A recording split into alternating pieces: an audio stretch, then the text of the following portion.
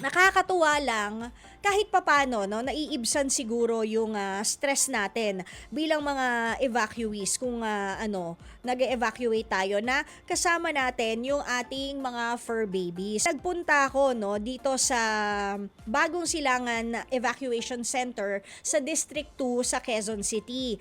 So sa barangay na po na yon, alam nyo, ang evacuation centers nila na gumagana ay 13.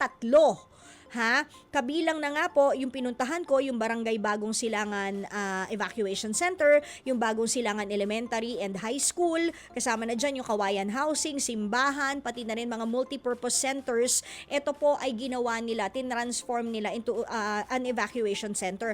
Pero etong Barangay Bagong Silangan Evacuation Center na nakikita nyo po ngayon sa inyong mga screens kung nanonood kayo sa Channel 19 or via FB Live and YouTube, ito ay isang fixed na building na po, dedicated talaga para sa evacuation ng mga kababayan natin doon. Maayos naman ang kalagayan ng ating mga evacuees, and tiniyak nga rin ng lokal na pamahalaan ng Quezon City, no, na kahit malayo sa kanilang mga tahanan, magiging komportable kahit konti o kahit paano man lang ang kanilang pananatili sa evacuation center. Kasi alam nyo, meron sila mga amenities na makikita dyan. Ayan, gaya ng prayer room sa iba't ibang relihiyon. Hindi ba? Importante yan. Lalo na sa mga kapatid natin ng mga Muslim, di ba? Certain times of the day, nagdadasal sila. So, meron silang prayer room. Meron din silang tinatawag na children's play area. Yung nakikita nyo ngayon, yan ang kanilang consultation room. Sakali man may mga sumama ang pakiramdam.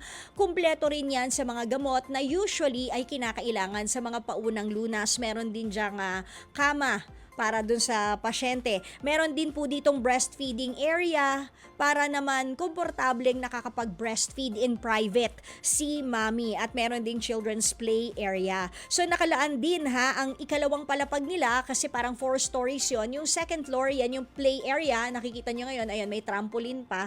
And si Lola andon sa trampoline. Pero yung mga bata kanina naglalaro dyan bago kami umalis. So anyways, yan po nakikita ninyo, second floor yan noong pinuntahan namin na evacuation center. Nakadedicate yung ikalawang palapag nila para sa mga PWD, sa mga persons with disability o differently abled na mga kapatid natin at mga katrupa. Para rin yan sa mga senior citizens, kaya nakikita nyo si Lola, at sa mga women and children. At para easy access, ayan po, meron pa silang elevator. Ang ganda rin ng kanilang CR dyan.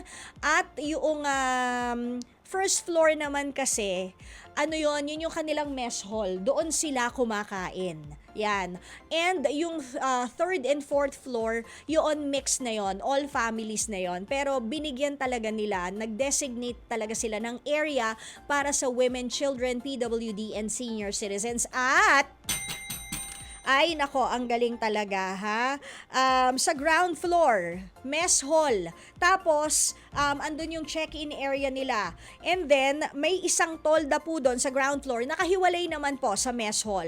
Ayan may isang tolda po doon na naka-assign para sa mga fur babies na mga evacuees. Kasi nga po, naniniwala ang QC Vet Services na hindi dapat iniiwanan ang mga fur babies. Ayan, tingnan ninyo yung tolda na hindi dapat talaga iniiwan yung mga fur babies kasi nagsisilbi nga po ang mga ito bilang emotional support ng ating evacuees. So, hiniwalay nila ang mga healthy at may mga sakit na alaga, at kung kinakailangan, ginagamot nila. Naku, yung pusa na yan, ang cute-cute na nangangalabit yan kanina. Yung nakikita ninyo, ingaw siya ng ingaw para sabik na sabik siya sa tao.